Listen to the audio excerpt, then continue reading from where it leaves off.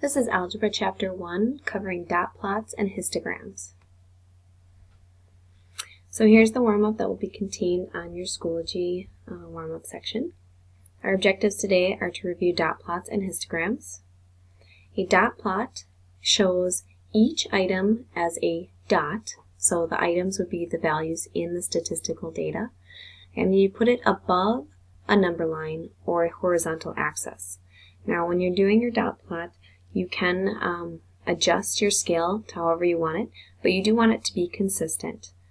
This makes it easy to see where there's a maximum amount of data that's the same or the spread of the data along the axis. So we're going to use some data from handspan sizes that are measured in centimeters. So here you can see our data set of different students' handspans, and we're going to make a dot plot of this. So down below you can see that we have a number line, and it is going from at least our minimum to at least our maximum, if not lower or higher. And then I'm just going to give this a title as handspans. I'll put that it was measured in centimeters.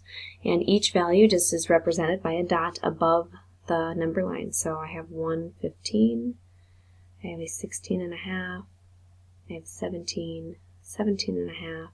And then notice I have two 18 values, so I stack them on top of each other. An 18.5 and an 18.5, 19, 19, and another 19, 19.5, 20, 20 stacked, 20.5 and 20.5 stacked, 21, 21, 21.5, 22, 22.5. Now I'm going to be jumping to 24 and 24, and then again jumping to 28. So this is a dot plot. Next we're going to create what's called a histogram. A histogram groups the data into what's called bins. Now bins will tell us a range of data, and how many are in each bin is called a frequency. So we're going to have, it'll look like a bar graph, but each bin or range of values is a bar, and the higher the frequency, meaning the higher number of values in that range of values for the bin, then the higher the bar. So we're going to use the same data from the handspans, but we're going to fill out a frequency table first. And for this we chose a bin width of a range of 2. So with this range of 2 we would have 7 bins. If we made our bin width bigger, we would have fewer bins, and if we made it smaller, we would have more bins. So what we're going to do is we're going to look at how many items are within this range of numbers. Now if you notice, the number 17 here shows up twice, and so when you're categorizing which value goes into which bin, you want to make sure that a bin contains the left boundary value but not the right. So this first bin will contain the value 15, but it will not contain the value 17. So if I look at my data list again, the first bin will only contain these two items because I do not want to include 17. The next bin is 17 up to 19, but not including 19. So that will be all of these values. The next bin is 19 up to 21, but not including 21. And then we have 21 to 23, 23 to 25. So 21 to 23 means that I'm going to go up to 23, but I would not include it.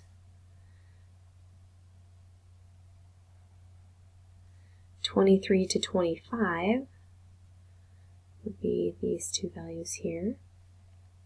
And then 25 to 27, our last one, would just be the 28 value.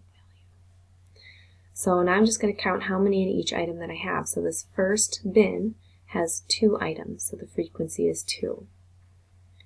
The second bin from 17 up to 19, you can see has 1, 2, 3, 4, 5, 6 values, so the frequency is 6.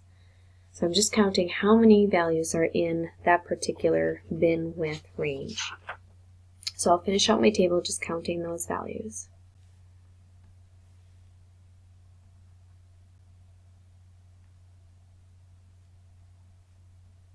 Now if you notice from 25 to 27, we do not have any values here. There's no values that are from 25 up to 27, but then when we look at the 27 to 29, there's just that one number value of 28. Okay, so now when I go to graph this, it'll look like a bar graph, but I'm going to have my bin spans down here at the bottom, so you can see 15, 17, 19. I'm counting up by twos, the same things that I did here. And so when I go to draw my first bin, it's going to be from 15 to 17, and I'm going to go to a height of 2. So I'm making a bar that spans between 15 and 17. That is a height of 2. The next one would be between 17 and 19, would have a height of 6. Next bin would have a height of 8. I'm looking for a height of 5. A height of 2. And then this one is 0, so I'm going to leave that blank, and then a height of 1.